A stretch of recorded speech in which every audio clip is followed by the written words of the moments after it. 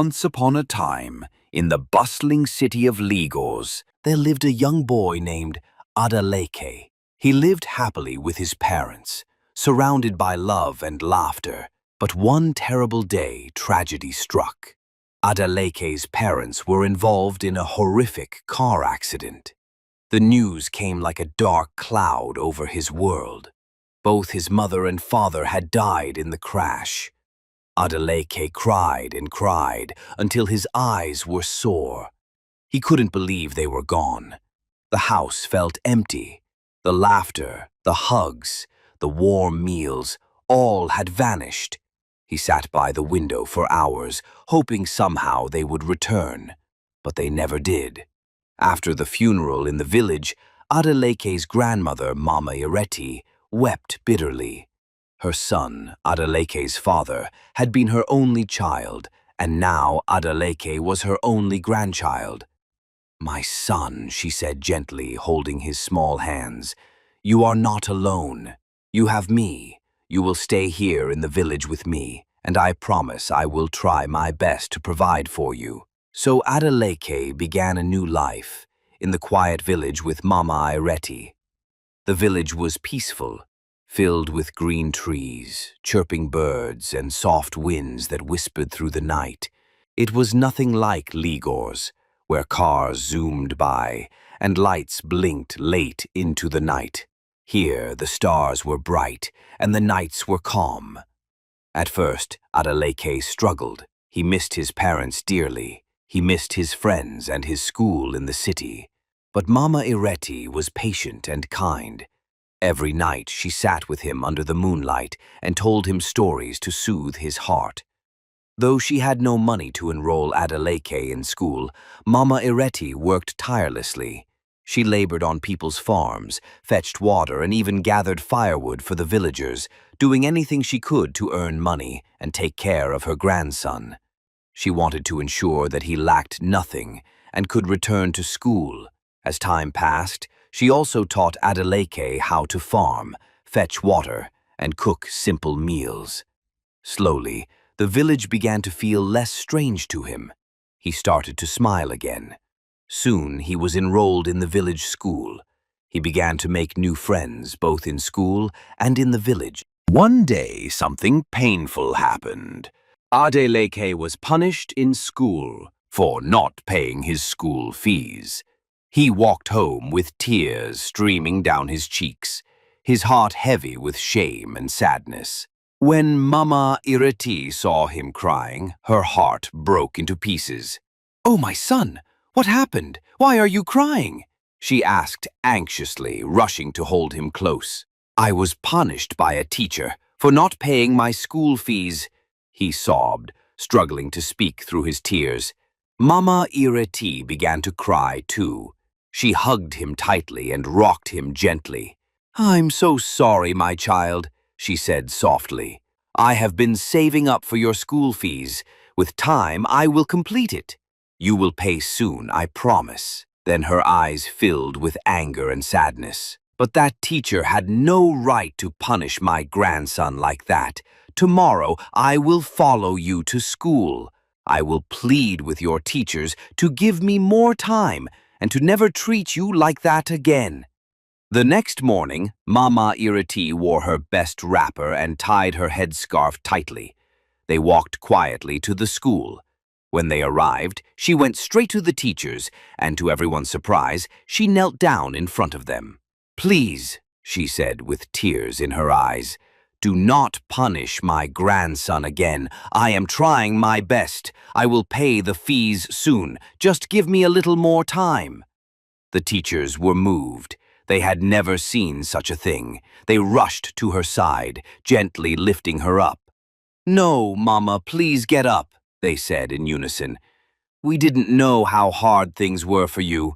We won't punish your grandson again. Please don't kneel and don't cry."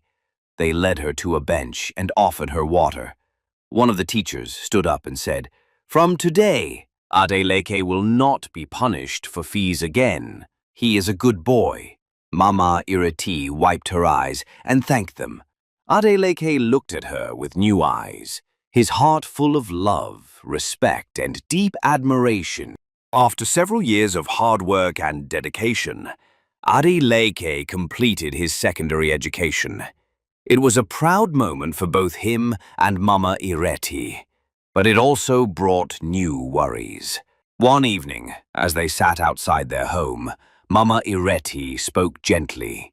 "My son, now that you have finished secondary school and grown into a fine young man, I must be honest with you. I don't have the money to send you to the university." She paused, trying to hold back tears. "But I want you to learn a skill, a handwork that will help you in life. There is a popular mechanic workshop at the village square. You can go there and start learning mechanic work." Adeleke nodded. "Thank you, grandmother, for everything," he said. "I can't wait to start making money and take very good care of you." The next week, Adeleke began learning at the mechanic workshop in the village square. He worked hard, getting his hands dirty, fixing engines and learning every part of a car. But sometimes, when he sat alone during breaks, his mind wandered. "What kind of life is this?" he would say to himself. "Is this really how I will take care of my grandmother? I need something bigger, something that will fetch me millions."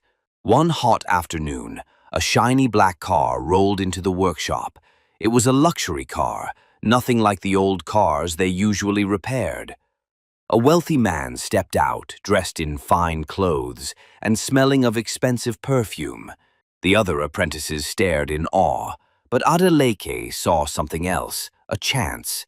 As the man waited for his car to be checked, Adeleke approached him. "Excuse me, sir," he said boldly. "Please, I want to be like you. I want to have money. I need to take care of my grandmother. That woman has sacrificed so much for me. Please, sir, show me the way. I can do anything." The man looked at him and smiled. "Young man," he said, reaching into his pocket, "I like your courage." He handed him a small business card. "Call me tomorrow. I will show you how to make cool money." Adeleke took the card with both hands and bowed slightly. "Thank you so much, sir," he said, his heart racing with hope. The next day, Adeleke nervously picked up his phone and dialed the number on the card. Mr. Ibrahim answered and spoke with a warm, commanding voice. "I will forward my house address to you. Come to my house this evening. I will be waiting." When Adeleke arrived, he stood frozen in front of a massive luxury mansion. The house was grand, with sleek black cars parked outside. His eyes widened with amazement. "So this is how rich people live," he whispered to himself. Inside, the living room was more stunning than he had ever imagined. Gleaming marble floors, soft velvet couches, glittering chandeliers, and a sweet scent of wealth in the air. "Sit down," Mr. Ibrahim said calmly. Adeleke sat, still in awe. Then Ibrahim looked at him and said, "You will stay here till night. I want to take you to a place where everything is possible." Adeleke nodded eagerly. "Okay, sir." That night, as darkness blanketed the village, Mr. Ibrahim drove him to an unknown location. The car sped through lonely roads and into the deep forest until they arrived at a quiet, gated compound. Inside, Adeleke found himself standing in a dimly lit room filled with strange-looking men in dark robes, and the air smelled of smoke and secrecy. "Where am I?" he asked, uneasily. Their Grand Master spoke. His voice was deep and calm. "Welcome, young man. Welcome to the place where everything is possible with blood." Adeleke's eyes widened. "Blood?" he asked. The man nodded. "We can give you wealth, cars, power, anything you desire. But you must give something precious in return. A sacrifice." Adeleke hesitated, his heart pounding. "I can do anything to make this money," he finally said. "To become a millionaire, you must sacrifice your grandmother. All you have to do is call her name 3 times, and everything you want in life will be yours." Adeleke froze. He saw Mama Ireti's wrinkled hands, her warm smile, her tears when he cried. and all the nights she went to bed hungry just to feed him. His lips trembled. But then, driven by desperation and greed, he looked down and whispered in his heart, "I am sorry, grandmother. I have to do this. Rest in peace. You will forever be in my heart." He looked up, and with a heavy heart, called his grandmother's name 3 times. The room went silent. The leader smiled coldly. "It is done," he said. "Go and enjoy your wealth." When Adeleke returned to the village, he was greeted with heartbreaking news. His grandmother, Mama Ireti, had died. She passed away quietly in her sleep, the same night he had called her name 3 times. At her burial, people wept for the kind old woman who had worked so hard for her grandson. But Adeleke stood in silence, guilt bubbling beneath his clothes. After the funeral, he packed his things and left the village for the city. His heart was heavy, but his mind was focused on what he had been promised. And just as their grandmaster had said, his life changed quickly. Within a few months, Adeleke became a millionaire. He moved into a luxury mansion in the heart of the city. He wore fine clothes, drove expensive cars, and attracted admiration wherever he went. He hired a team of servants, a cook, a cleaner, a gardener, and a gateman. Life seemed perfect. He laughed, hosted parties, and enjoyed the good life. Unbeknownst to him, a terrible fate waited ahead. For a while, everything seemed fine, until one fateful night. His cook brought in a delicious meal, steaming hot rice with fried chicken and vegetables, placed neatly on a golden tray. As Adeleke sat to eat, he picked up his spoon and scooped some rice. But just as he was about to put the food into his mouth, the rice turned into a bundle of money. He gasped, dropping the spoon. "What is happening?" he whispered, staring in horror. Confused, he reached for the glass of water beside him, but as the water touched his lips, it also turned into money.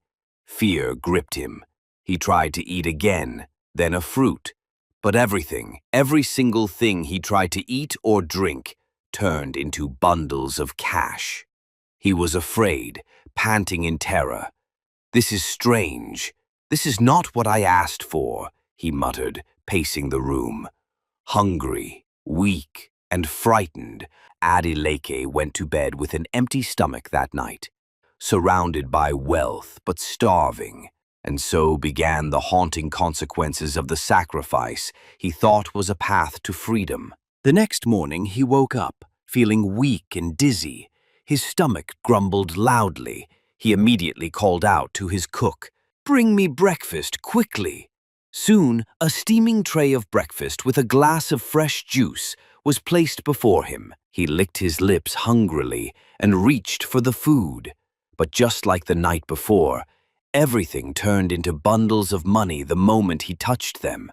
His hands trembled. "No, not again!" he cried. He stood up, shocked and afraid. He could no longer bear it. Desperate, he picked up his phone and called Mr. Ibrahim. "Sir, something is wrong," he said, his voice shaking. "Every time I try to eat, the food turns into money. I haven't eaten since yesterday." There was a brief silence on the other end. "This is serious," Mr. Ibrahim finally said. "You need to go and see the Grand Master. Only he can explain this." Without wasting time, Adeleke got into one of his luxury cars and drove straight to the secret location where the cult's Grand Master resided.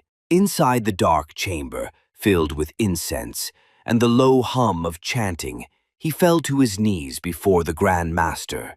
"Grand Master, please help me. I haven't eaten. Every food I touch turns into money. I am starving." The Grand Master opened his eyes slowly and said in a calm voice, "I am sorry for what you are facing, my son, but this is the doing of your late grandmother's spirit." Adeleke was surprised. "My grandmother?" he asked, barely whispering. "Yes," the Grand Master replied. Her spirit is unsettled. She sacrificed so much for you, and you betrayed her. But as for me, there is nothing I can do. What I can tell you is this. You are protected. No spirit can harm you." Adeleke's hands clenched into fists. He stood up slowly, anger and frustration boiling inside him. "With all due respect, Grandmaster, you say no spirit can harm me, but I am already being harmed. Her ghost is tormenting me. She's turning every food I touch into money. What more do you expect? As I speak to you now, I am very hungry." The Grandmaster said nothing. His eyes remained closed, his face unreadable. The silence in the chamber grew thick. Adeleke turned and stormed out, his heart pounding with fear, guilt, and regret. Weeks passed. The strange curse continued without mercy. Every food he touched, whether at home, in the market, or in a fancy restaurant, turned instantly into bundles of money.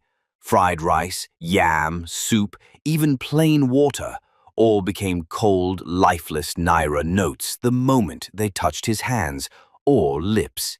He tried everything, eating with gloves, using chopsticks, even asking others to feed him, but nothing worked. The curse followed him everywhere. One afternoon, his cook entered the dining room, just in time to witness something shocking. As he lifted a spoonful of jollof rice to his mouth, it shimmered and morphed into a neat stack of currency. The cook gasped. What did I just see? Food turned to money? Wonders shall never end. She stepped back in fear, staring at her master with wide, trembling eyes. He called his cook. "Please, can you feed me? Maybe if someone else feeds me, the food won't turn to money." The cook looked at him with pity and nodded. "All right, sir, let's try." She brought a spoonful of soft rice to his lips, hoping it would work. But the moment the spoon touched his mouth, the food instantly turned into bundles of crisp Naira notes. The cook gasped in shock. "What? It turned to money again!" She bent down and picked up the notes, her eyes widened as she counted them. "Wow, I have so much money now," she whispered, stunned but excited. Later that day, the cook gathered with the other workers outside the house. They had noticed how their boss no longer came out, how he had grown thinner by the day. With a serious look, she said, "Our boss is suffering from hunger." "Hunger?" they asked, surprised. "Yes," the cook replied.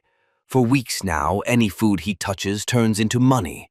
I even tried feeding him myself, but it still turned into cash. I have been saving some money since then." But instead of being amazed, the workers looked at one another in fear. The gardener stepped back. "That means our boss is a ritualist. I don't think I can continue working here." "It's true," said the gateman nervously. "Me too. I can't stay here anymore. It's too risky. What if one day our own food starts turning into money? What if something worse happens?" One by one, fear began to grip the hearts of the servants. The mansion that once symbolized luxury was now filled with silence, suspicion, and the cold presence of death drawing nearer. Day by day, Adeleke became thinner and weaker. His once strong body was now frail, his glowing skin dull. The sparkle in his eyes was gone. He could no longer drive his luxury cars, nor attend lavish parties.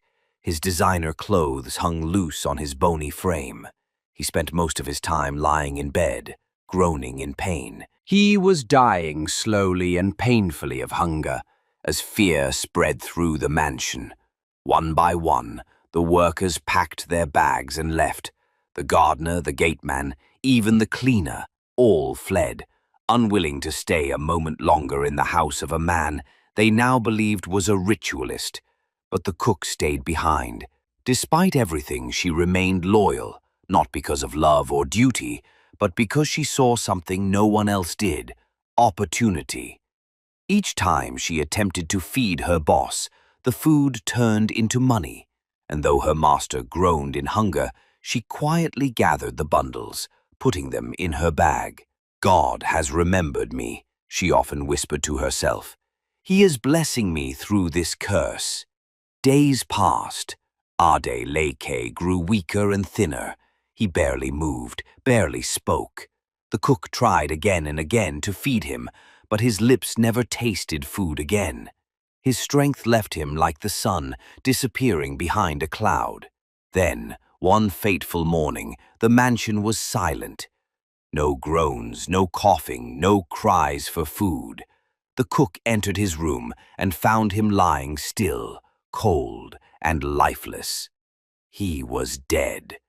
She stood there for a long moment, staring at his body. Slowly, tears rolled down her cheek. But it wasn't for her boss. She cried for the money that would no longer appear. Wiping her tears, she ran out of the mansion to alert the neighbors. "Come quickly! My master is dead!" she shouted, drawing a small crowd. But as she led them back toward the house, a horrifying sight stopped them in their tracks. The mansion was engulfed in flames. Thick, black smoke curled into the sky. Fire roared from the windows. Everything, furniture, cars, clothes, and the money she had saved, was burning to ashes. The crowd gasped. Some screamed, but the cook fell to her knees and wailed, "No, my money, my blessings, everything is gone!" But no one could go near. The fire was fierce, as though fueled by something more than wood and fuel, something angry, something from beyond. As the fire devoured the last of the once mighty mansion, the crowd stood in shock, murmuring among themselves. One man turned to the cook and said firmly, "Instead of you to thank God for bringing you out of that mansion before it caught fire, you are here crying over money." The cook wiped her face quickly, looked up to the sky and whispered, "Thank you, God, for saving my life. I am so much grateful." Then an older man stepped forward and spoke to the crowd. "Mr. Adeleke was an occultic man," he said. "It is said that once such people die, all their wealth vanishes, burns with them, or fades into dust." He then turned to the cook, his eyes serious. "You are a very lucky girl," he said. "You will live the rest of your life worshipping God because He saved you. I heard how you stayed back when others left. But let me tell you, this is how greed and long throat for money could have cost you your life." The crowd murmured in agreement. The cook stood still, humbled. She nodded slowly. "I understand now. I was blind, but God saved me. Even when I didn't deserve it, I will never forget." She turned away, not with bundles of money or her clothes, but with a new heart and a story that would be told in the village for generations.